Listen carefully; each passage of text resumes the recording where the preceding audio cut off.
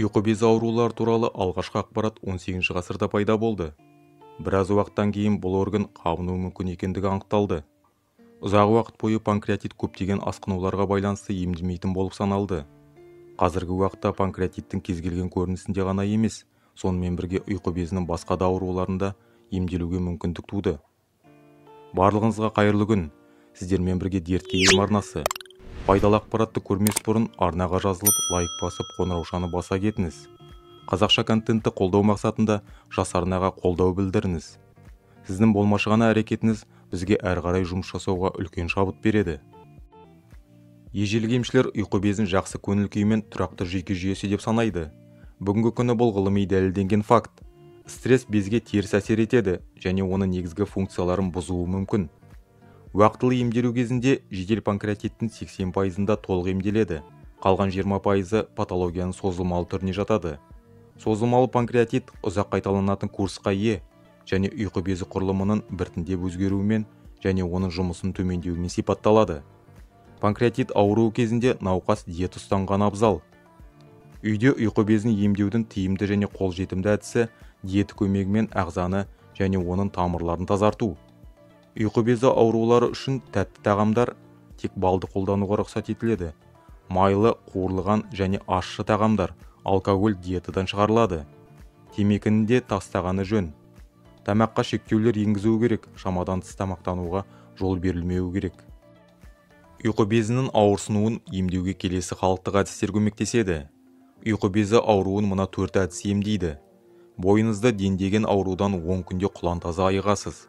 Егер сіздің ұйқы безіңіз ауырса, оның соңы панкреатитке ұласады. Ол тез жазылмайды. Емі де ұзақ уақытты қажет етеді. Бірнеше дәрілердің тізіміне қоса арнайы диетада ұсынылады. Сіздің сүйікті тағамдарыңыздың кейбірінен бас тартқыңыз келмесе, халықтық жолмен дертіңізге ем табыңыз. Ұйқы безі ауруының белгілеріне мыналар жатады. Оң жақ және сол жақ қабырғаның асты ауырады, іш өтеді, іш кеуіп, желденеді. Жиі кекіру мазалайды, жүрек айниды. Егер сізді осы белгілер мазаласа, уақыт оздырмай дәрігерге қаралғаныңыз абзал. Қажетті ем шараларын жүргізуді кейінге қалдырмаңыз. Егер дәрігерге баруға уақыт таппасаңыз, онда біз ұсынған мына емді жасап көріңіз. Йогурт компрессы. Бұл панкреатитке шабуыл кезінде ауырсыну мен қабынуға қолданылады. Жұмсақ тіндерді йогуртпен ылғалдандырып, асқазан аймағында компресс қояды. Жоғарыдан полиэтилен пакетін бекітіп, мойын ораушпен орайды. Процедура шамамен 6 аптаға созылады. Эффектіні күшейту үшін қоспаны пайдалы инфузиямен ішу ұсынылады.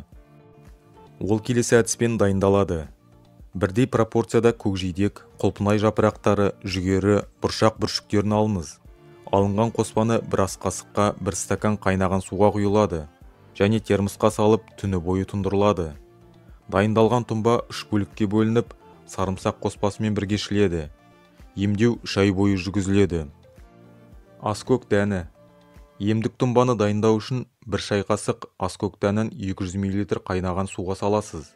Ыдыстың қақпағын мықтап жауып, тұндырып қойыңыз. Шамамен 1 сағаттан соң дайын болған тұнбаны сүзіп алып, бір жұтымнан күні бойы ішесіз. Сұлы ботқасы.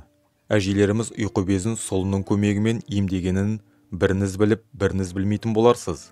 Сұлының қайсы түрі болса да ұйқы безіне шипа болатын қасиетке ие екендігі дәлелденген.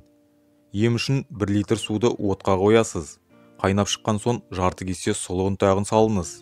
Баяу отта 10-15 минуттай қайнау керек. Белгіленген уақыттан соң отын өшіріп, ыдыстың қақпағын жауып қоясыз. Дайын болған ботқаны таңғы асқа жейсіз. Емді күнде таңертең 1 апта үзбей жүргізесіз. Ескеріңіз, ботқаға майда, тұзда, қантта қосуға болмайды. Ақжелкеннің сүт сорпасы. 800 грамм ақжелкенді жақсылап шайыңыз. Ұсақтап турап қайнаған сүтке құйыңыз. Сорпаны дайындау үшін эмальданған ыдыстарды қолдансаңыз болады. Сүт жасыл түстерді толығымен жабуы керек. Сүтті қайнатуға болмайды. Бұл 1 күнге жетеді. 2 ас қасықпен сағат сайын қабылдау керек. Лимон мен сарымсақ. Бұл рецепте ұйқы безі ауруына ем болады. Оны дайындау үшін 2-3 дана лимон мен 3 бас сарымсақ, 100 грамм ақжелкен қажет. Панкреатиттен біржолата құтылғыңыз келсе, осы емді қоспаны әзірленіңіз. Алдымен қажетті заттардың бәрін тазалап жуып, блендерден ұсақтайсыз. Біркелкі езілген қоспаны шыны ыдысқа салып, тоңазытқышқа қойыңыз. Дайын болған қоспаны тамақтанудан 15 минут бұрын қабылдайсыз. Емді 3 ай жалғастырасыз.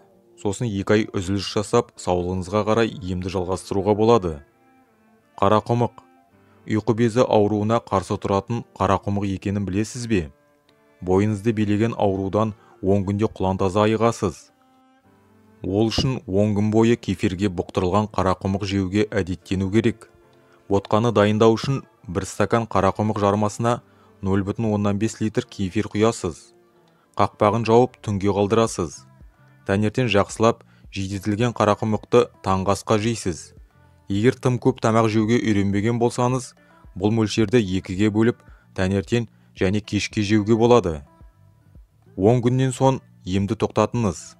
Арада 10 күн өткізіп, қажет болса тағы қайталаңыз. Ардақты оқырман, бұл әдісті қолданғаннан кейін 2-3 күнде оң нәтижесін көресіз. Қабырға астының ауырғаны басылып, өзіңізді жайлы сезінесіз. Сонымен қатар, үлкен дәретке қалыпты барып жүргеніңізді байқайсыз. Әрі теріңіз тегістеліп, бетіңіз тазарады. Осынау сұлулыққа ие болғыңыз келсе, бұл әдісті байқап көріңіз. Егерде бұл ақпарат сізге пайдалы болған болса, бұл видеоны достарыңызбен жақын тума-туыстарыңызға жіберіңіз. Келесі кездескенше қадірменді мені оқырмандарым аман сау жүріңіз.